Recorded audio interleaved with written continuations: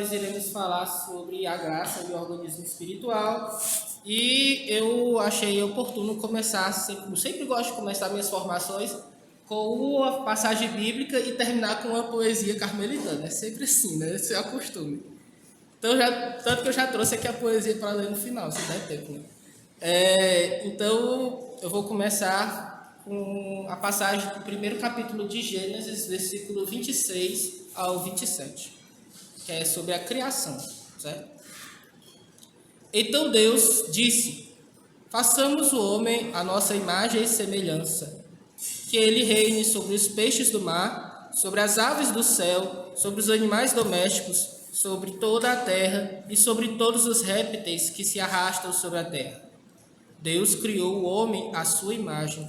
Criou a imagem de Deus. Criou o homem e a mulher. Então, nós somos imagem e semelhança de Deus, certo? Desde quando a gente é criança que isso é repetido, né? Pelos nossos próprios pais, nossos catequistas na primeira Eucaristia, né? E na Crisma. Se fala muito que nós somos imagem e semelhança de Deus. Às vezes a gente pensa, né, que Deus tem forma humana, né? Aparência humana, né? Mas não é isso, né? Deus é espírito. Nós somos seres materiais, é algo bem diferente. Então, né? Nós, seres humanos, fomos agraciados com essa semelhança, essa imagem com o nosso Criador, com o nosso Senhor Jesus Cristo. Antes de falar dessa semelhança no âmbito sobrenatural, é importante falar sobre essa semelhança no âmbito natural, né? Ou seja, da nossa natureza humana. O ser humano, né? Ele é um ente, né? Ele é um indivíduo que possui muitos elementos, muitas características dos demais seres existentes, né? Por exemplo, São Gregório Magno, ele costuma, ele tem uma frase que comenta sobre essa realidade. Essa realidade que nós possuímos características, né, de cada um desses seres. Por exemplo, da pedra nós possuímos o ser, né? Temos essa semelhança com a pedra, né? Com a planta nós somos semelhantes com a planta porque a planta é um ser vivo, né? Com os animais porque os animais eles são capazes de sentir, né? Eles possuem memória, né? Também. E com os anjos porque os anjos eles possuem intelecto, né? São seres inteligentes, intelecto e vontade, né? Então nós somos uma mistura disso tudo, né? E é muito interessante porque nós somos como se fosse um compêndio de toda a criação, como se nosso Senhor tivesse juntado tudo, feito um shake, né? E tivesse estar aqui. Esse é o ser humano, né? E porque nós, né, possuímos essa inteligência, essa vontade, nós, por natureza, somos semelhantes a Deus, porque Deus, né, ele possui, né, essa inteligência, né, ele possui inteligência.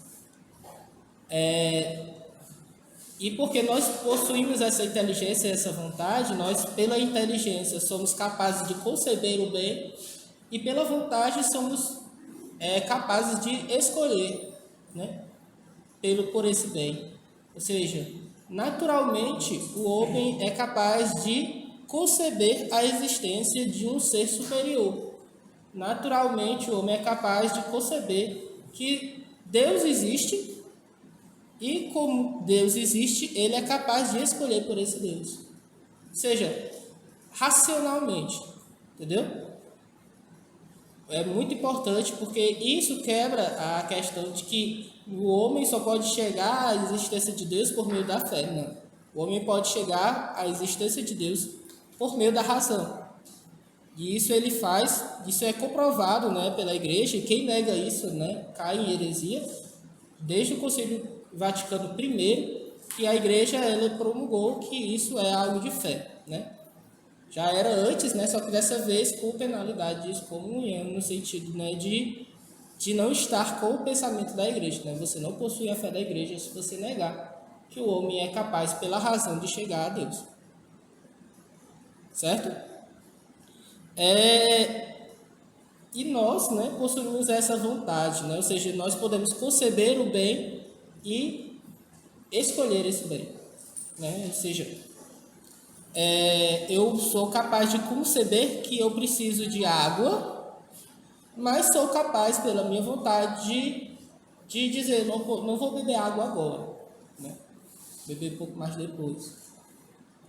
E também nós, seres humanos, depois da queda, né, possuímos as nossas concupiscências de forma um pouco desordenada, né?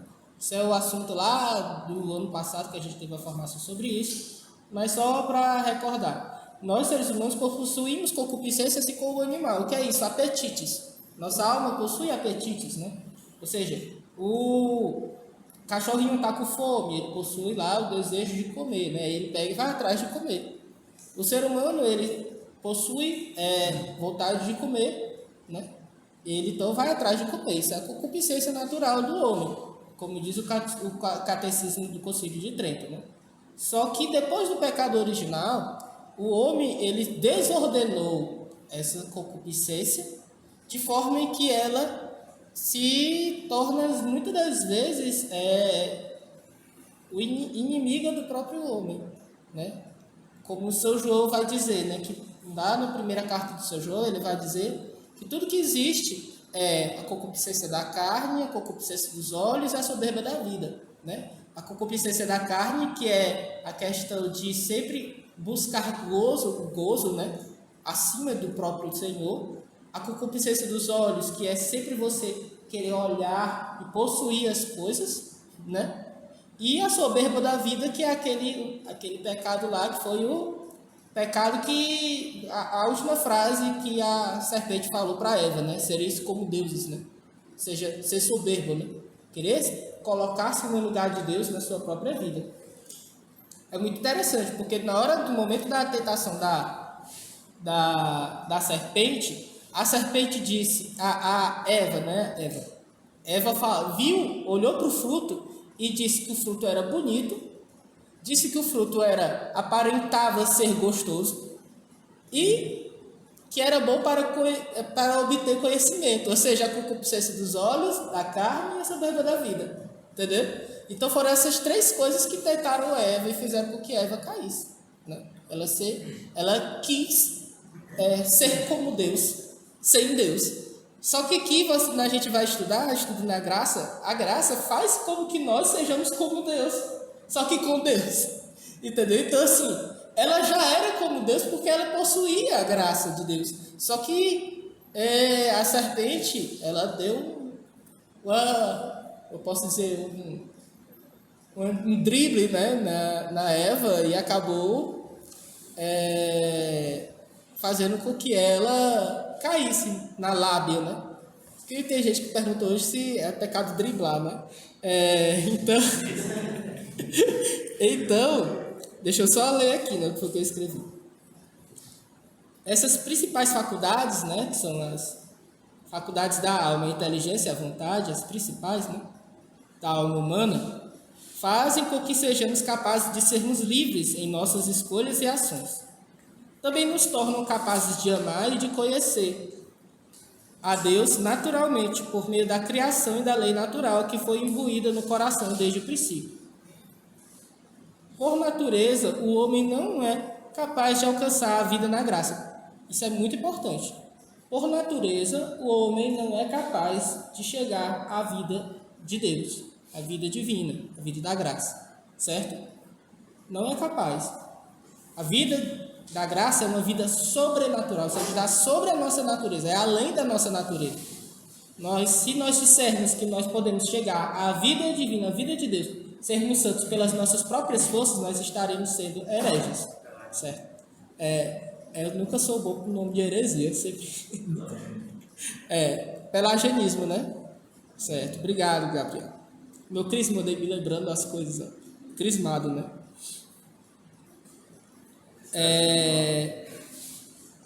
A graça é nos dada gratuitamente por Deus, portanto, sem mérito. Ou seja, não é por mérito humano. Né? Eu vou fazer coisas boas e porque eu faço coisas boas eu vou possuir a graça de Deus. Não é assim. Entendeu? A graça de Deus é um dom gratuito. Né? Ou seja, graça, que vem de graça, entendeu? A gente recebe de graça, entendeu? A graça a gente recebe de graça. E os protestantes acham que a doutrina das obras, né, é desse jeito. Os indivíduos precisam trabalhar e ganhar seu salário. Rapaz, esse negócio de máscara me deixa confuso. Eu pensei que quem tava falando era ele, quando era quem tava falando era tu, quando vi tua boca assim, né? É desse jeito mesmo. Eles pensam que nós católicos, né, dizemos que nos tornamos santos porque nós merecemos, né? Mas não é assim, né? Não é assim. A gente vai falar sobre isso também. Dessa forma, o homem é um ser natural que, por puro amor gratuito de Deus, seu Criador foi capaz de alcançar a ordem sobrenatural, recebendo um organismo sobrenatural. Fechando aqui essa questão, né? Vamos refletir agora espiritualmente essa realidade. Deus, ele não precisava ter nos amado. Ele não precisava. No mundo hoje, a gente compreende que muitas das vezes as pessoas nos amam primeiro por algum interesse, né? E depois porque realmente se tornam, escolhem nos amar, né? Mas Deus, o amor de Deus é livre e é gratuito. E Ele nos dá essa liberdade de amar, de sermos livres para amar, né? E é uma coisa que eu sempre falo com meus crismãos, sempre, que não há amor sem liberdade e que não há liberdade sem amor. Se eu não amo o amor com A maiúsculo, eu não sou livre. Eu sou escravo da minha concupiscência. Eu sou escravo do meu pecado. Eu sou escravo da fulana, do ciclano. Sou escravo do meu namorado, da minha namorada, do meu chefe, do meu trabalho, do meu sonho, né, de querer ser rico, ou do que seja do que for. Mas eu não sou livre. Eu só sou livre se eu estiver com Deus. Só Deus é capaz de elevar o meu coração ao alto. Só Deus.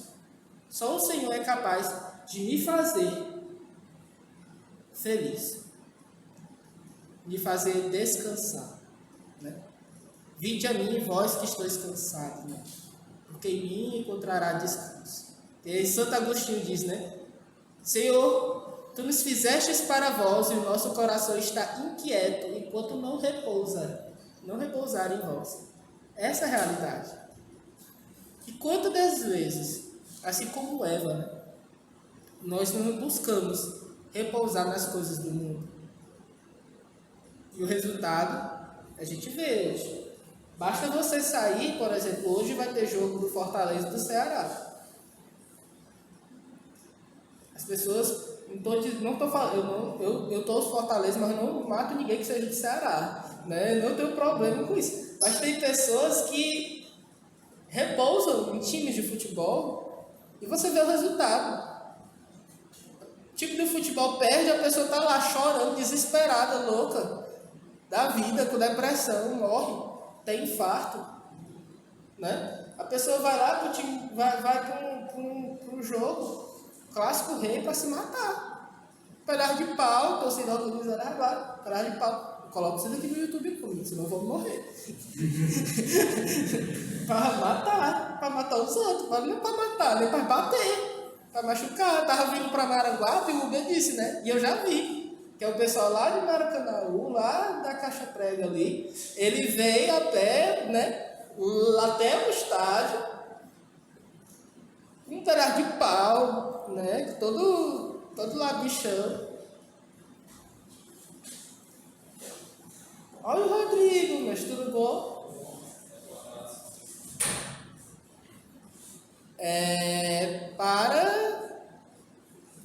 Para fazer o que eles fazem de melhor, baderna, né?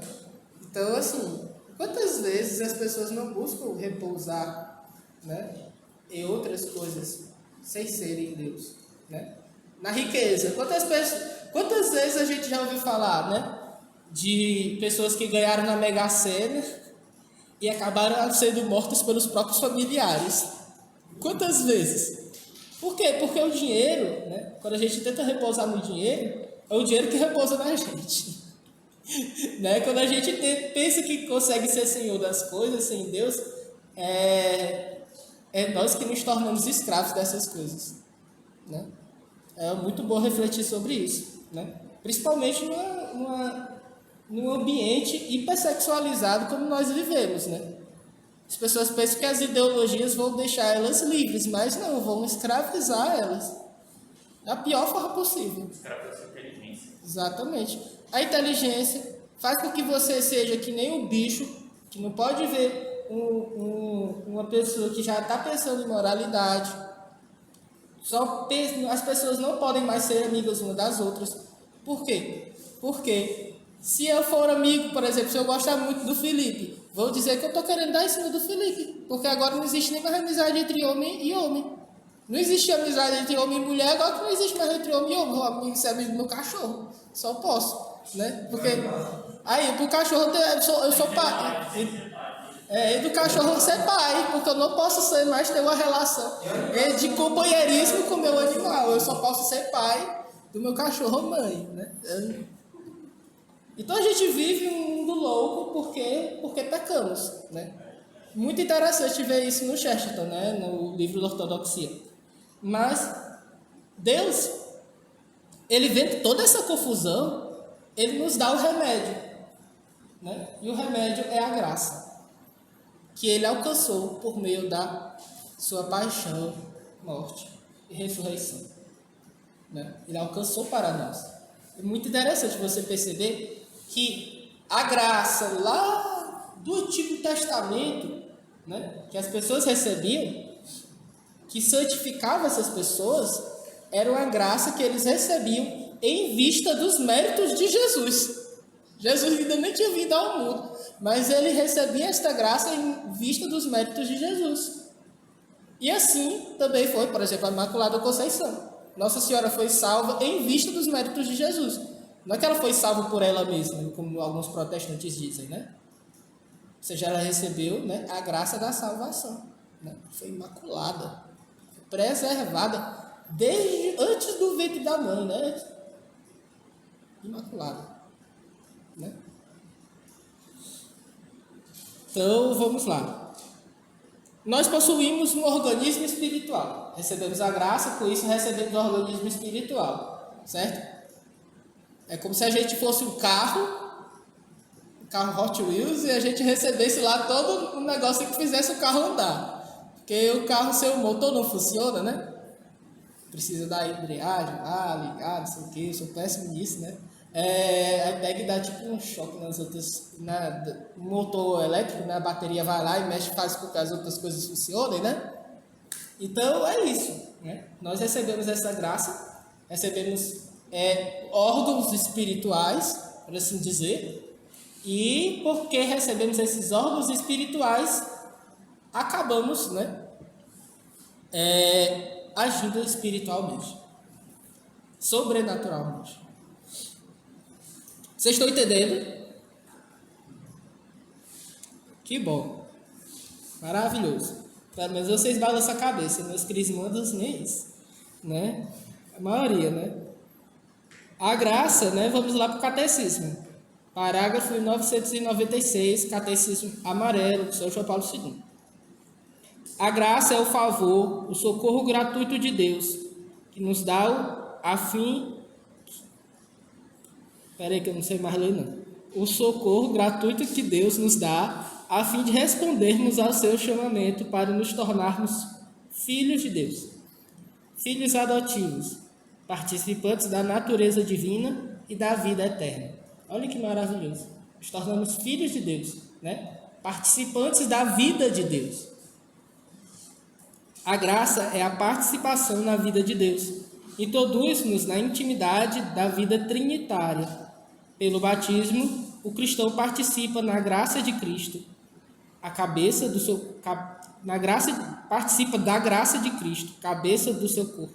Como filho adotivo, pode doravante chamar pai a Deus. Ou seja, eu posso chamar a Deus de pai, porque de fato ele é meu pai. Ele não é só meu pai como criador, ele é meu pai como pai adotivo. Ele me adotou. Ele fez com o derramamento do seu sangue, do sangue do seu filho, uma transfusão de sangue. Então em mim corre por meio da graça o sangue de Deus. Lindo, maravilhoso, né? Deus, mesmo eu sendo esse bicho feio, todo torto, Deus me ama. É maravilhoso isso.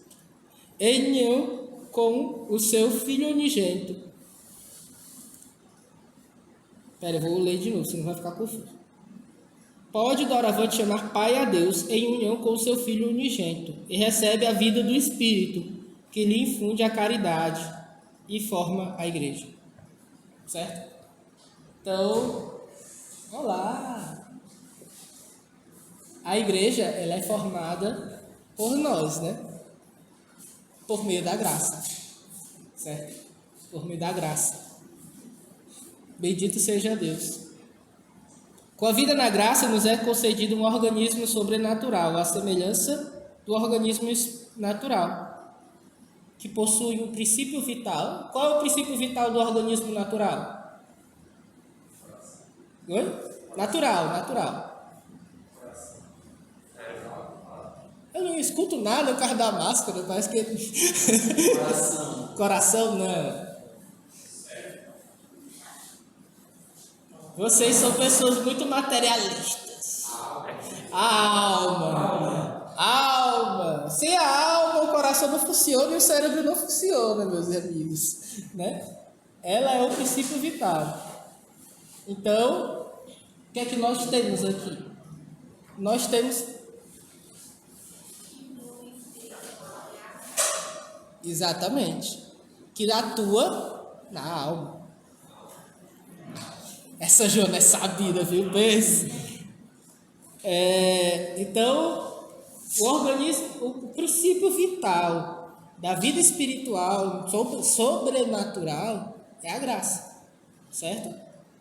Nós possuímos essa graça. E porque nós possuímos a graça, nós somos capazes de dizer sim para Deus, dar adesão da fé. Né? Não pense que você é capaz de se ajoelhar, rezar e pensar em Deus por você mesmo. Não pense nisso. Nós somos capazes de nos ajoelhar, pensar e orar, elevar o nosso coração a Deus, porque nós possuímos a graça atual. E a graça atual nos convida a Deus. Inclina o nosso coração a Deus. Ela nos leva a Deus, a graça atual. Certo? Beleza. É interessante essa questão do princípio vital natural, que é a alma, e o princípio vital sobrenatural, que é a graça, porque isso quebra muito o erro protestante da destruição da natureza humana. Né?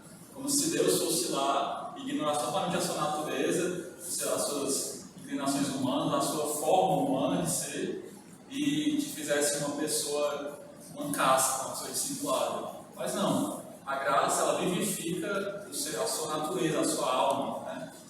Isso é interessante. A graça supõe a natureza, né? É preciso que a graça atue sobre a natureza do homem, né? Ela não destrói a natureza do homem, ela eleva a natureza humana. É muito importante entender isso.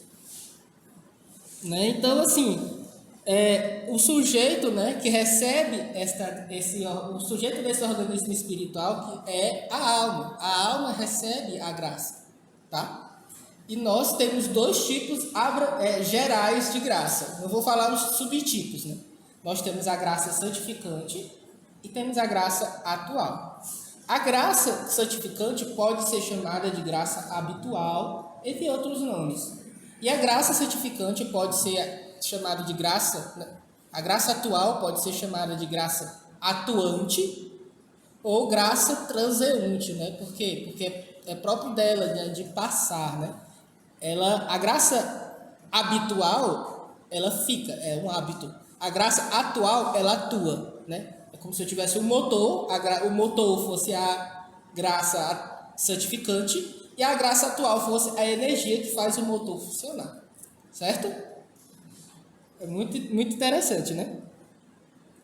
Então, nós temos o princípio formal, que é a graça santificante, eu vou falar sobre ela, né?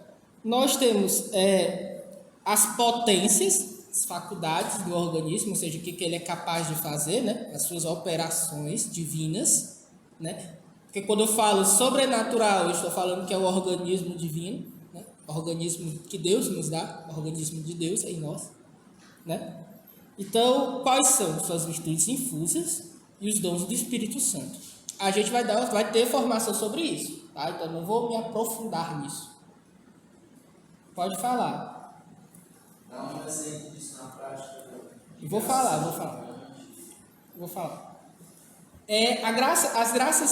As virtudes infusas podem ser morais ou podem ser teologais, né? As virtudes morais nós também chamamos de cardeais, que são a prudência, a justiça, a temperança.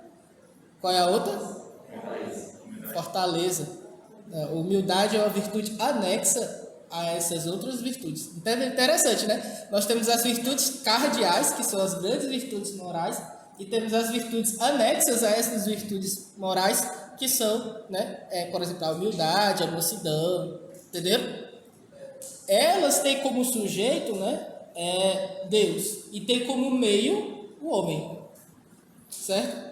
Então, eu me relaciono, a forma como eu me relaciono com o meu meio, eu aplico essas virtudes, pensando em Deus. Então, eu vou ser justo socialmente por causa de Deus.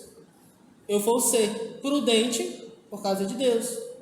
Eu vou ser temperante na comida, por exemplo, porque eu quero, por exemplo, fazer uma penitência. Entende? Então, é sempre elevado a Deus. O objeto, né, o objetivo da virtude é sempre Deus. Só que ele passa por meio do homem, certo? E aí nós temos também a virtude teologal. A virtude teologal, ela é totalmente de relacionamento do homem e Deus, né? Temos a fé, a esperança e a caridade. A fé, né, que é crer em Deus. A esperança, que é esperar, ou seja, confiar em Deus, esperar que Ele está me ajudando, esperar em Deus, né, esperar o céu, né, e a caridade, que é o amor divino. Muito interessante porque essas três virtudes, elas vão ser substituídas no céu pela visão. A fé vai ser substituída pela visão, por quê? Porque se você só crê naquilo que você não vê, a partir do momento que você vê, não é mais fé, é visão. Por exemplo, eu creio que a Paloma vai vir hoje aqui. A Paloma veio, então não mais creio, tenho a fé, né? Não tenho mais fé, é a visão, eu estou vendo ela, entendeu? A caridade, ela não vai ser substituída. O amor de Deus é agora e de forma mais perfeita e elevada no céu, mas em tese, o mesmo amor.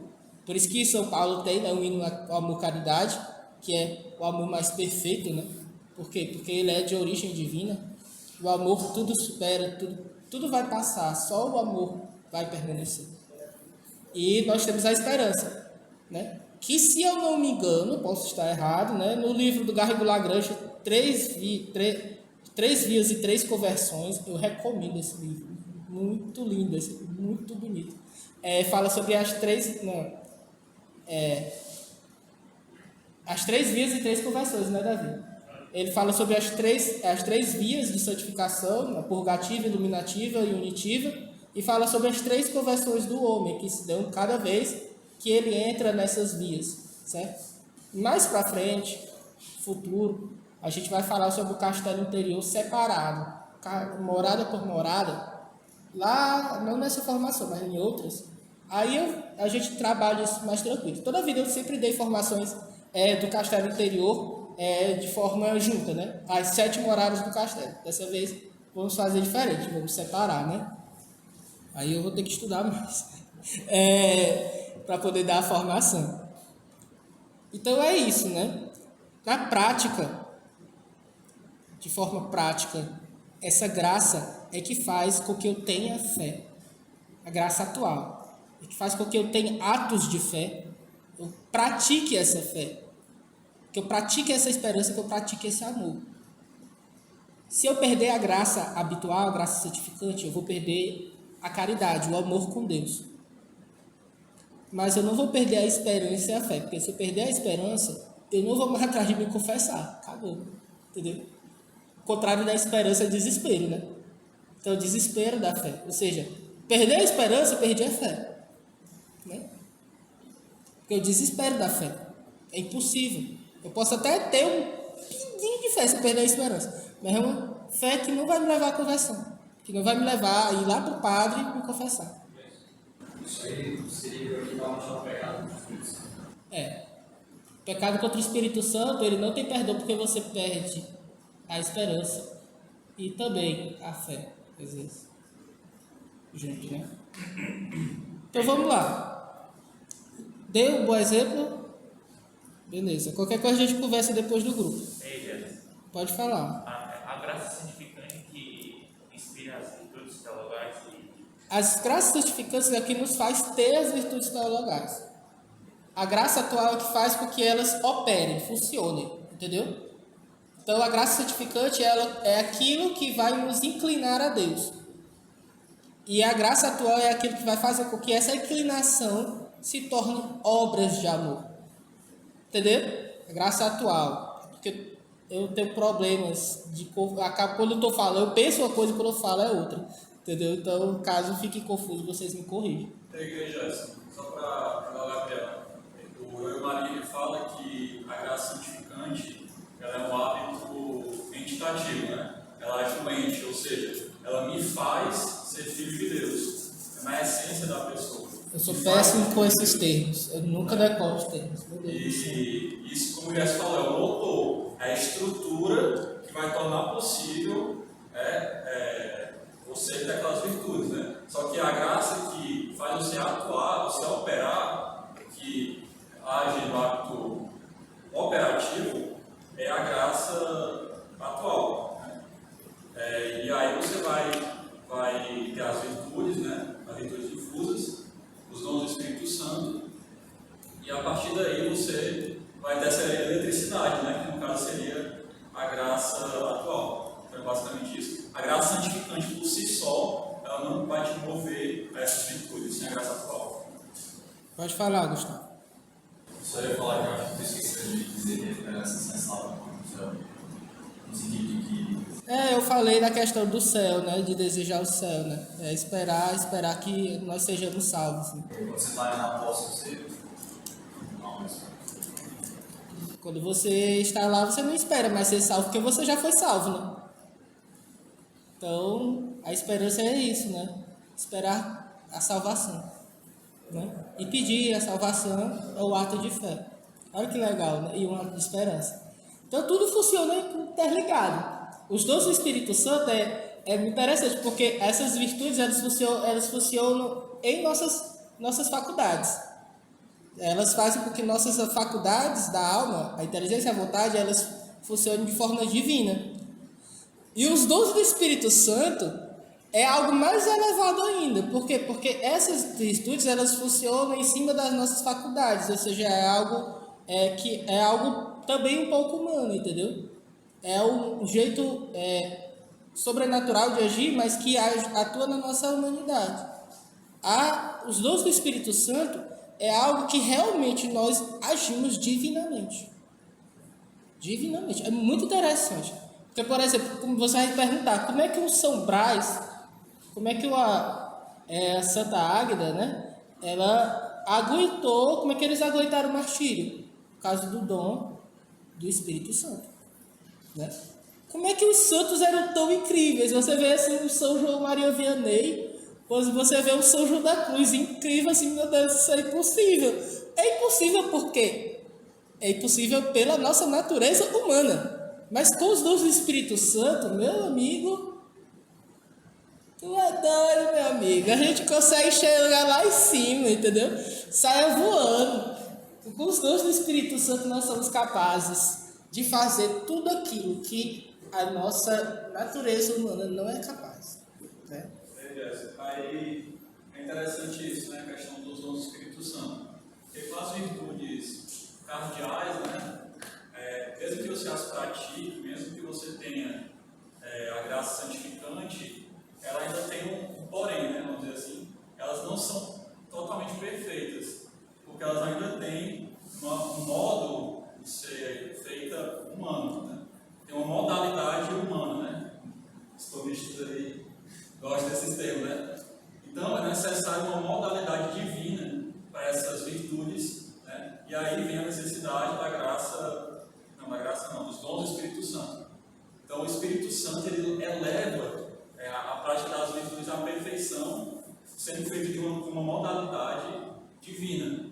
É por isso que naquele episódio no São João Maria Vianney, não sei se foi um ancião, né? Foi um cara de um vilarejo, né? Que ele relata, né? Eu vi Deus em um homem, né?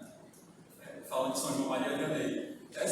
São os dons do Espírito Santo. Você vê aquela pessoa e ela faz uma coisa que, nossa, isso não é humano, isso é divino.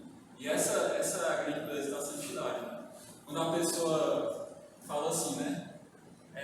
Não tenho, vai justificar uma ação, né? Não tenho nem sangue de barata, né? Ela fala assim, para justificar uma ação impulsiva, uma coisa assim, ela está, vamos dizer assim, se limitando à modalidade. Você não tem sangue humana. de barato, mas você também não tem virtude. É a modalidade humana, o modo de pensar humano, né? Não é aquela pessoa que pisou no meu pé, eu vou pisar 10 vezes mais força, né? A pessoa jogou um papelzinho em mim, eu vou jogar uma pedra nela e tal.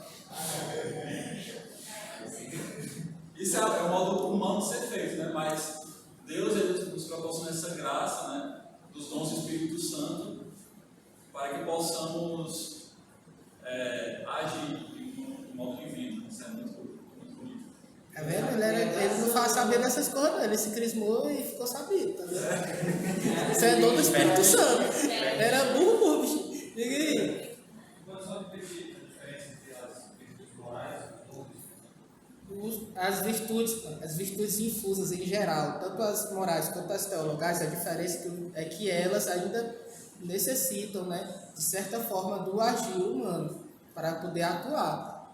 Os dons do Espírito Santo é como se você, por exemplo, o exemplo mais que os teólogos gostam de dar, né, é um barco à vela, pelos dons do Espírito Santo. Você coloca a vela e o vento vai e sopra, né, sobre a vela e leva o barco. E esse exemplo é muito bom, porque geralmente o Espírito Santo é associado ao sopro, né? Exatamente, a voar, né?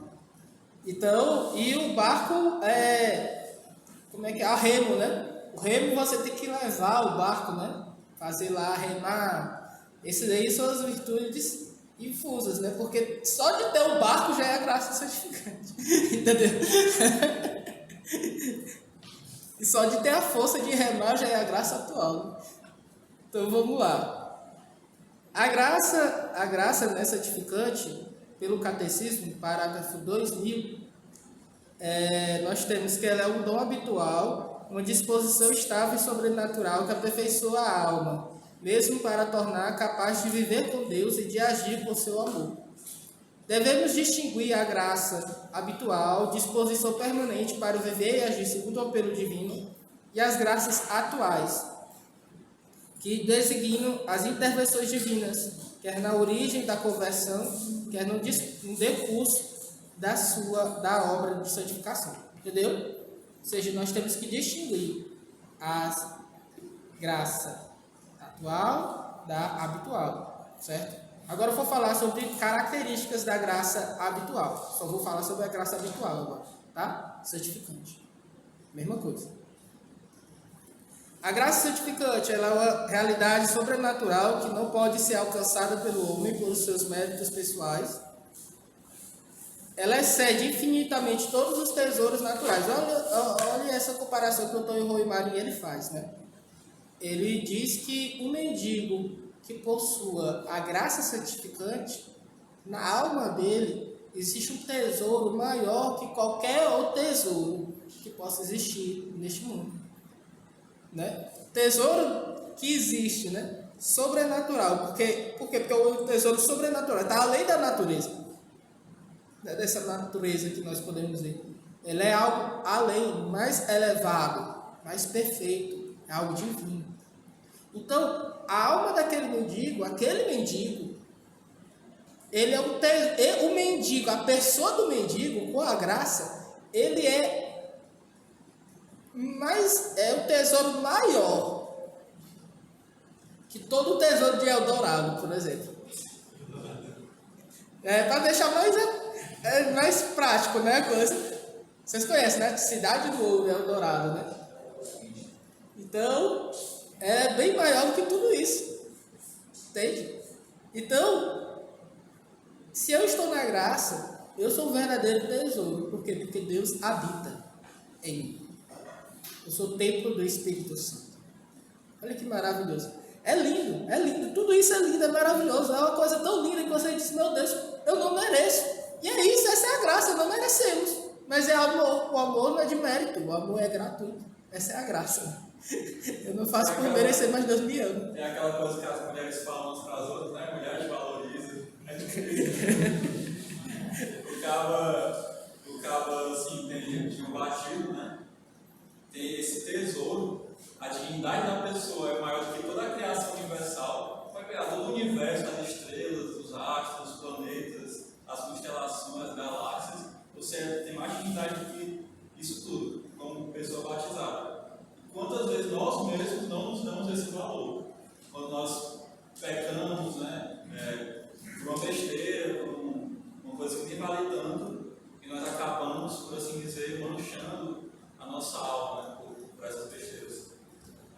Então, é muito importante meditar toda essa realidade, né, porque a graça, né, tem a questão os sacramentos, eles agem, tem esse termo, ex operato, né, que pela procriação do sacramento, pela procriação de Jesus Cristo, ele faz ali um efeito na sua alma. Por exemplo, o batismo. Se você tem a fé dos pais, for batizar um bebezinho, independentemente da disposição do bebê, ele vai ser batizado ali. Porque é ex operato. Agora, tem certas coisas que são ex opera operantes, né? Que depende da disposição da pessoa. Então, por exemplo, uma boa confissão, existem certas coisas que você precisa se dispor bem à sua alma para que aquilo gere frutos em você. Uma boa confissão, um bom exame.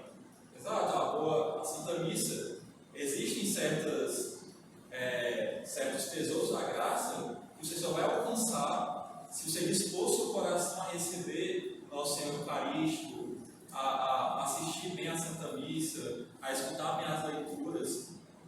Então, assim, é muito importante não pensar que, não, recebi a Cristo aí, já está feito, agora você é com Deus e eu não preciso fazer nada. É bem assim, né? Você está empolgado, tá, meu filho? Tá modo sanguíneo, full sanguíneo aqui. Uma das nossas atuais, que ele vai falar que São Tomás vai dizer que o bem da graça de um só homem vale mais do que todo o bem natural do universo inteiro. Pois é. Exatamente, é porque eu não trago as citações porque eu ia ficar cheio de citações, eu pego e trago a explicação. Tem que falar de São Tomás, né? É uma qualidade inerente à alma. É importante isso daqui, viu? Porque a graça santificante, ela atua e ela transforma o nosso ser. Ela não é só uma capa de virtude que é colocada sobre nós para que nós aparentemente possamos ser justos. Sei que nós deixamos de ser justos. Entendeu? Ou seja, nós nunca deixamos de ser pecadores pela teologia espiritual de Lutero. É impossível. Mas não, pela teologia espiritual católica, nós nos tornamos santos. Porque o nosso Deus é um Deus de milagres. E nada é impossível para Deus. Nada. Eu acho que o maior milagre que Deus é capaz de fazer na nossa cabeça, assim, e é o mais difícil, é fazer com que nós creiamos que Ele pode fazer de mim um santo. Porque eu olho para o meu pecado e digo assim, olha como eu não presto. Eu sou pior do que essa cédula de R$3. Mas Deus, Ele está vendo que eu não presto. Mas Ele quer me fazer prestar. Entende? Deus, Ele vê que eu sou pecador. Mas Ele quer me fazer realmente um santo de Deus.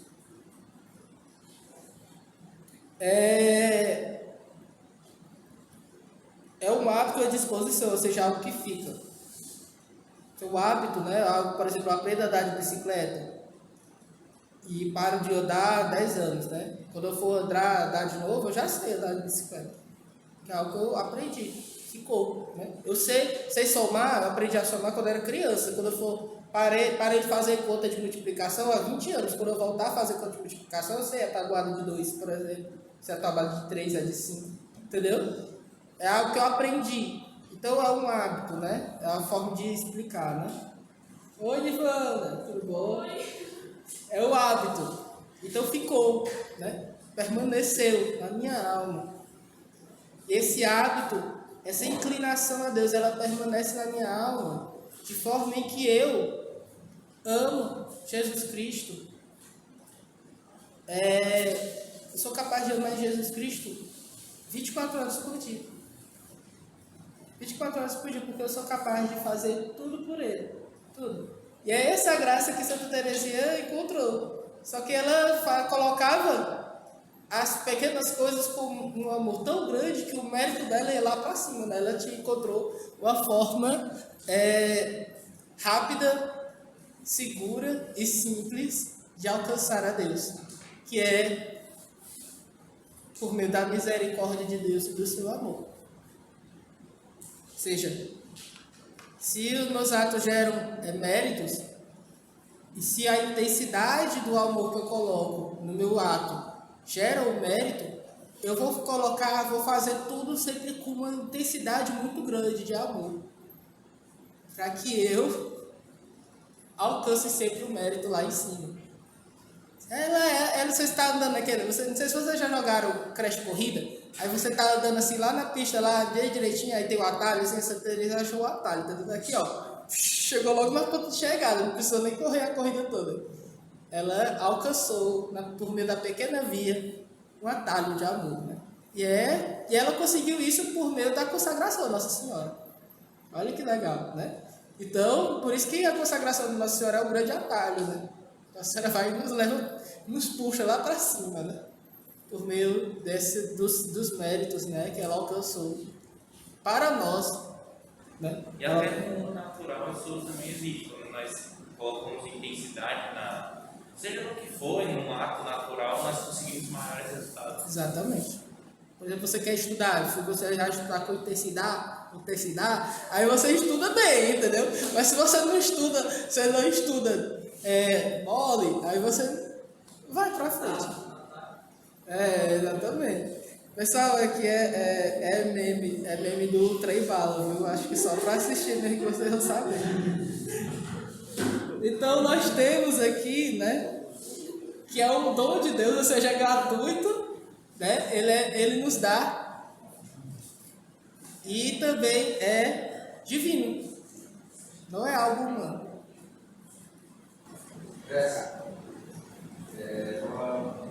Pode falar. Estava pensando a respeito daquele primeiro versículo do Sermão da Montanha, onde fala sobre a pobreza, né? Bem-aventurados os pobres em espírito, porque eles servem o reino do céu, né? Eu falo esse exemplo agora do mendigo, né? Que esse mendigo tem a graça santificante, ele tem um tesouro maior que qualquer rico na terra, né? E esses dias eu fiquei me perguntando sobre o que significa a pobreza, né? O que é essa pobreza, como eu posso aplicá-la na vida, na prática, né? Tem um parágrafo justamente sobre isso, no Catecismo, que tem relação com a graça, que fala sobre essa consideração dos grandes benefícios que Deus coloca na nossa vida, e justamente com esses benefícios, a gente tem recebido tudo dele, a gente percebe que nós somos pobres, né? Eu sou pobre porque eu recebi a vida de Deus. Eu tenho uma família que foi dada por Deus, eu tenho um trabalho que foi dado por Deus, eu posso ter uma saúde porque o Catecismo gente fala saúde, né? Mesmo a saúde, essas coisas são providas de sabedoria divina, porque Deus veio. Então, essa consideração que tudo é graça. Acho que essa São Paulo fala, tudo é graça, se não me engano. Eu não sei se é São Paulo, mas essa frase é de um santo. Se eu não me engano, você está Agostinho. Então, Os dois. Então eu entendi que na prática ser pobre é considerar essa humildade, com honestidade, que tudo a gente recebeu de Deus, né? E essa pobreza nos leva a ter o reino. E que essa graça ninguém tira de nós. Tem a pobreza material e a pobreza espiritual, né? Esses pobres de espírito, né? Porque eu entendi que não poderia ser somente a pobreza material. Não, exatamente. Ela estaria reduzindo muito a... Exatamente. Mas é o problema de algumas teologias que são mais parecidas com ideologias que focam apenas na pureza material. Porque... Deixa eu só terminar. Porque você já ouviu falar do rico besta? Da pobre besta? Já viu? Aquele pobre que pega, se lasca todo para comprar o iPhone, aí deixa de comer, não sai, não tem dinheiro nem para andar de ônibus, mas tem o iPhone. Aí se acha rico? É exatamente a gente, se a gente não reconhecer os dons de Deus. Porque a gente sem Deus a gente é um lascado. E a gente se acha o bichão, né? Tanta gente que diz, eu sou Deus, eu sou um cientista bichão aí, faço não sei o quê, se acha muito sem Deus. Só que sem Deus, a gente é tipo esse pobre besta, entendeu? Se acha rico sem ter nada? O parágrafo que eu li, que me levou a escolher dois livros, a consideração do benefício de Deus, a nossa vida na vida dos santos oferece uma garantia de que a graça de Deus opera em nós e nos incita a uma fé cada vez maior e a uma atitude de pobreza. Foi daí que eu entendi o que significa a pobreza do Sermão da Montanha. Muito bom, recomendo estudar. O Jesus de Nazaré fala sobre isso. Depois tu dá uma lida, acho que tu já leu, né? Fala sobre o capítulo sobre o Sermão da Montanha, é incrível. Fala aí. Só ia comentar que o próprio avó ali, o Roberto Carlos, e pelo que eu vi, a família dele, ele é italiano, a família dele tinha condições financeiras. Era bem rica a família dele. Era tanto que ele teve episódios que ele recebia roupa, sapato, não sei, e ele distribuía. Eu já tenho mesmo. Chegava descalço em casa. É muito bonito. O Rajesh, que era o criado da família, né, e amigo do carro, ele se converteu por causa do carro e o relato dele diz, né, ele era um rapaz jovem, bonito e rico, e surpreende a vida que ele levou, porque geralmente os jovens com essa condição levariam outro tipo de vida. Falar disso do carro eu fico emocionado. Você tinha me falado, né, sobre o rico que se acha, né? Mas por isso que vem a humildade, né? Porque a humildade não é você dizer que você é pobre, que você é isso, não. A humildade é você reconhecer aquilo que você é, aquilo que você tem, né? Que eu não sou nada diante de Deus, mas mesmo assim Deus me dá a graça para me permanecer vivo. E isso é ter a humildade. Santa Teresinha dizia que ia se apresentar diante de Deus com as mãos vazias. Eu sempre, atualmente, né, a gente, muitas paróquias a gente tem que comungar pela mão, né? E eu sempre me lembro dessa frase quando eu vou comungar, porque realmente eu estou recebendo Deus de mãos vazias, não estou nada para oferecer, só se for meus pecados, né? Minha maldade, minha vileza, só se for isso, porque coisa boa, estou muito longe de poder oferecer alguma coisa que preste para Deus. E eu digo isso com pesar, né? A gente ri e é por dentro chorando. Vocês já viram aquele meme, né? Então, assim, é a vida, né? Há também sobre a questão da verdade. Geralmente, quando você fala com uma pessoa que não acredita em Deus, mas ou não tem certeza, ela se coloca num patamar de falsa humildade, né? Porque ela diz assim, não, mas se eu não acredito em Deus, mas se existir, não liga para mim. que ele ligaria para mim? É porque é mais fácil acreditar que Deus existe, que Deus possa existir, é mais racional acreditar que Deus possa existir. E é mais fácil acreditar que Ele não está nem aí para você. Porque aí você também não está nem aí para Ele. Você não precisa ser servido. Né? É mais fácil você acreditar que Deus simplesmente é um pai mau do que um pai de verdade. Eu ia falar padrasto, mas eu não gosto de poder de relacionar isso, não, porque muitas das vezes os padrastos são melhores que os nossos pais biológicos.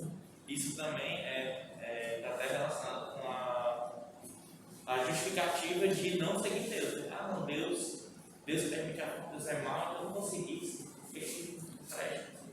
Pessoal, eu preciso dar o resto da formação, senão não vai dar tempo. Então, sem interrupções, tá certo? Daqui para frente, senão não vai dar tempo, que é a principal parte agora.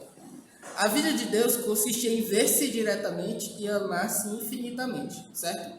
Deus se vê, e porque Ele se vê, Ele se ama. Ele contempla a si e ama-se. Por isso que Deus é amor. Por isso que a geração do Filho sempre aconteceu, desde o princípio. Porque Deus sempre foi amor. Nunca houve um momento que Deus não foi amor. Porque desde sempre, desde toda a eternidade, Deus é um ser inteligente. Entende? Então, desde sempre, Deus concebe aquilo que há de mais perfeito. O que é que há de mais perfeito? A imagem dele mesmo. Ele mesmo. Então, Deus concebendo o pensamento dele mesmo. Ele se ama. Pai e Filho. E o amor do Espírito Santo. Certo? Aqui nessa terra, aquilo que mais se aproxima é essa relação da Santíssima Trindade, né? Podemos dizer, o sacramento do matrimônio, né? Esse relacionamento. Por isso que o Dolfo Toshin diz, né? São 3 para casar, né? A esposa, o esposo e o amor que une os 3. Por isso que quando é só 2 para casar, não presta, não dá certo. Acaba acontecendo muitos divórcios, né? Porque se casou sem Deus. Então, nenhuma criatura, seja angélica ou humana, é capaz de contemplar por si mesma a essência divina. Mas gratuitamente Deus chama a todos, né? Com a luz da glória, Ele eleva, dilata e fortalece nossa inteligência para que só assim possamos ser capazes de contemplá-los. Ou seja, com a graça santificante, aqui chamada de luz da glória, nós somos capazes de contemplar a Deus. Somos capazes de possuir a visão beatífica e o amor beatífico. Ou seja, o amor de Deus lá no céu e a visão que Ele tem dele lá no céu. Certo? Então seremos semelhantes a Ele, porque o veremos. É lindo isso, né? Então seremos semelhantes a Ele, porque o veremos como Ele é em si mesmo. Meu Deus do céu! Isso é lindo, maravilhoso. Como é que um esterco, sou chamado a isso, né? Como é que eu sou chamado a isso, né? Às vezes a gente está com raiva de si mesmo, a gente pega e diz, eu sou um cocô, sou uma excreta, né? Aí eu digo assim, né? Eu disse para uma amiga que estava muito triste, né? Ela tinha problemas de autodepreciação. E, meu filho, se você se acha um cocô, tudo bem. Seja um cocô, mas seja um esterco. Porque pelo menos do esterco brota vida, né? Sai as plantinhas e tudo mais, né? Então é um cocô útil, né? É um cocô renovável, né? Então, seja algo que gere amor, gere vida, né? Não estou mandando você deixar de ser... você se tornar um Superman, né? Supergirl, não. Eu só estou pedindo para você reconhecer que em Deus Ele é capaz de fazer de você um meio de brotar vida, né?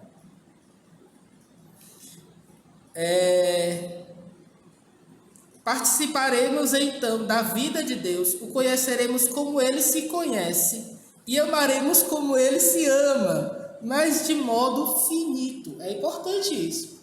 Importante por quê? Porque nós somos seres humanos e nós não somos Deus.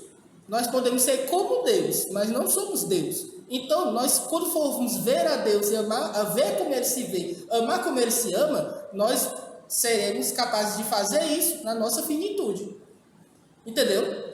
Nós não somos panteístas, nós não vamos ser aniquilados por Deus, né? Vamos ser absorvidos por Deus. Deus não vai se dar uma de Majin Buu e vai me engolir, né?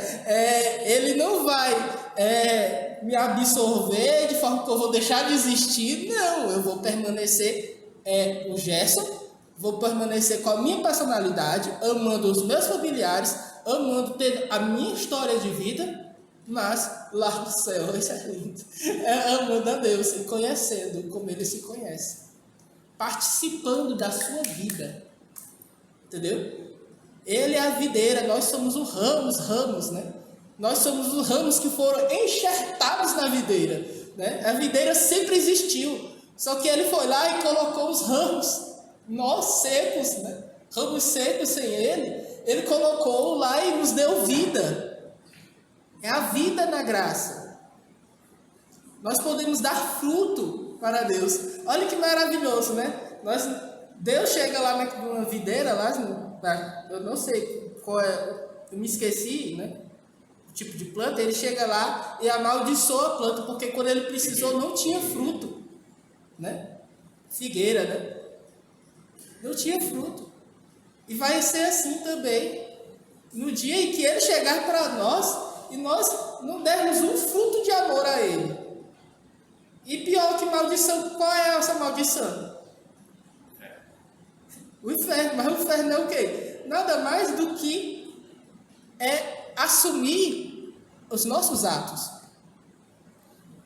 Pessoal, a gente já desistia, já merecia estar explodido há muito tempo, queimando assim, entendeu? Altas chamas, entendeu? Por quê? Porque a gente só peca, a gente só faz coisa ruim o dia todo. Também a gente faz coisa boa, mas a maioria é coisa ruim, não é? Às vezes a gente faz muita coisa ruim. O nosso passado é só desgraça. Mas Deus foi lá e nos amou. Ele não nos destruiu, Ele não é um Deus tirano. Ele não olha para mim e diz, que só Israel me destrói. Não é assim. Ele olha para mim com compaixão. Ele viu aquela multidão que estava atrás dele pedindo comida. Ele foi lá e olhou para eles e disse, eles são como ovelhas sem pastor. Ele olhou para Lázaro que estava morto e chorou. Isso é lindo. Tem um versículo na Bíblia só para dizer, e Jesus chorou. É um versículo, é uma frase bem pequenininha, mas é um versículo. Só para enfatizar, Jesus chorou quando olhou para o meu sofrimento. Deus me ama.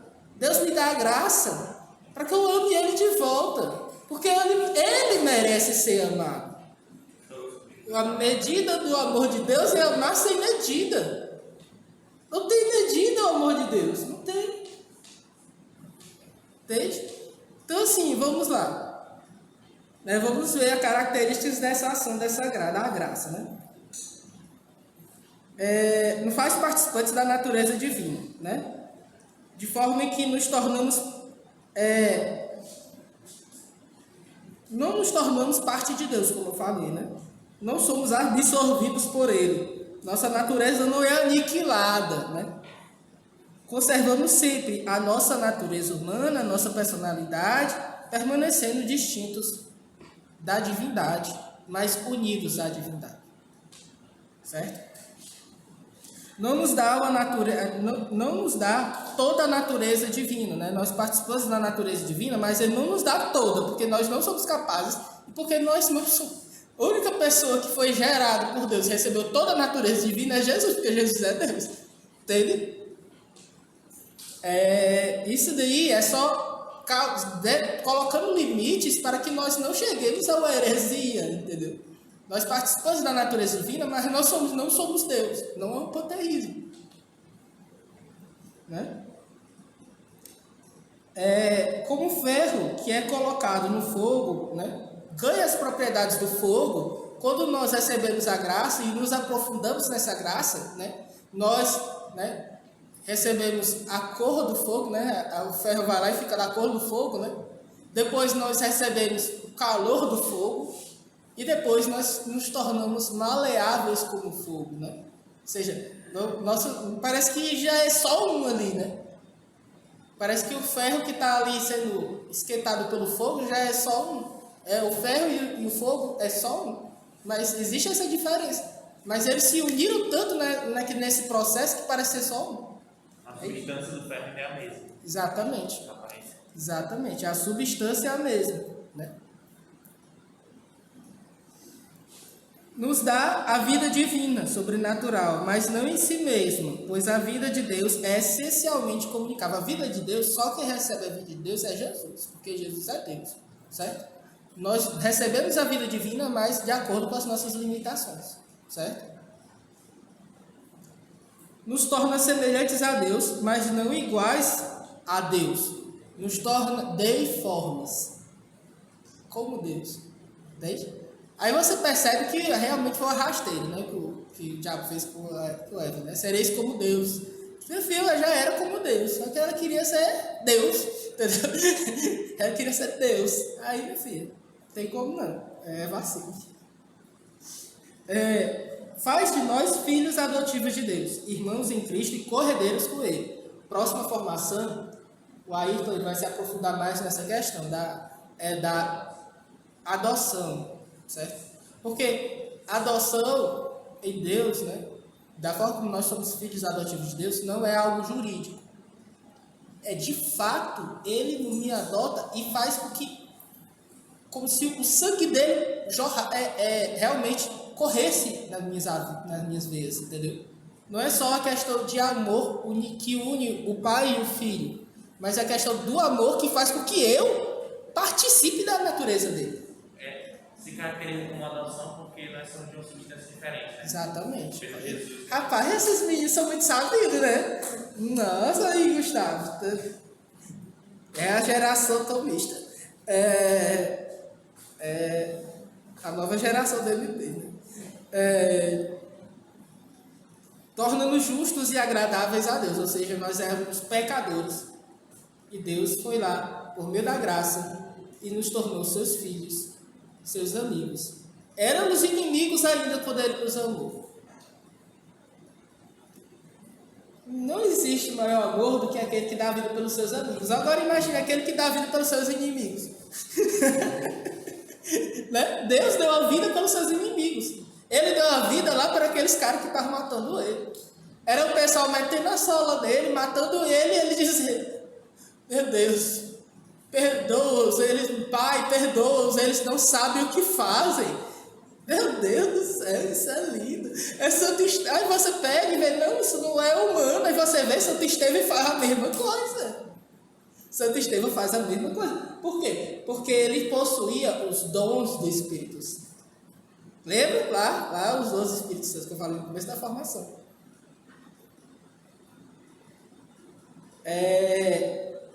E essa justificação, de fato, ela atua na nossa alma e faz com que nós realmente nos tornamos justos, tá? Como eu falo, repito, não é uma capa de virtude que é colocada sobre mim e se esconde meus pecados, não é.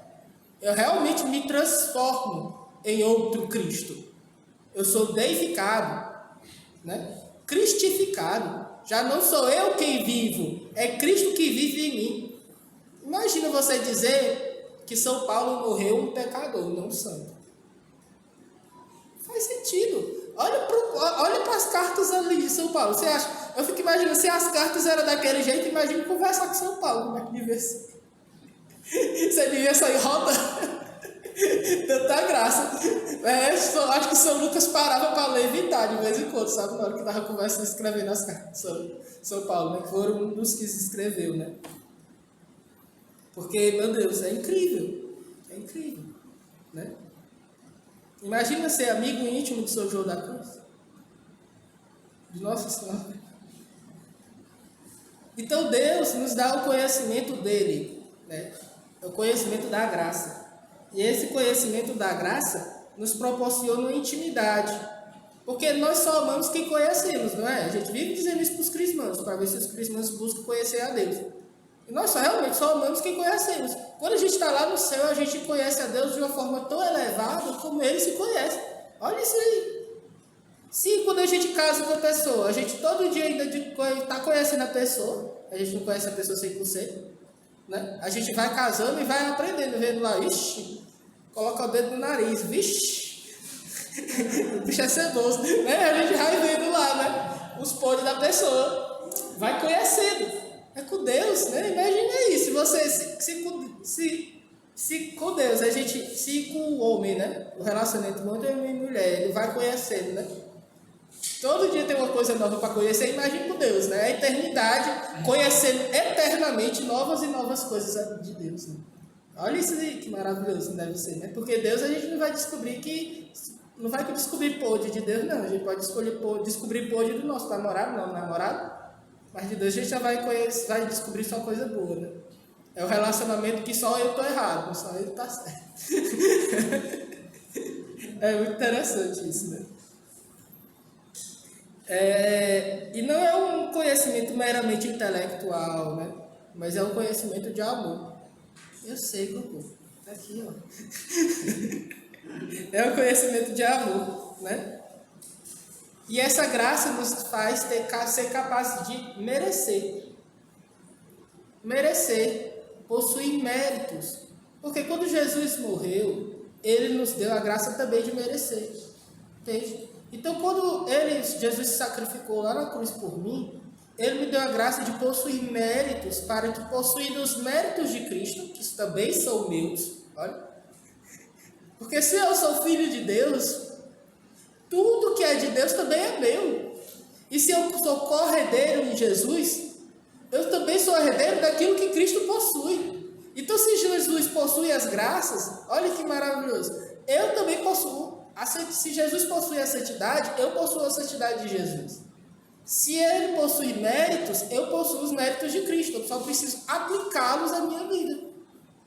Então eu vou possuindo os méritos, vou ganhando esses méritos de Cristo.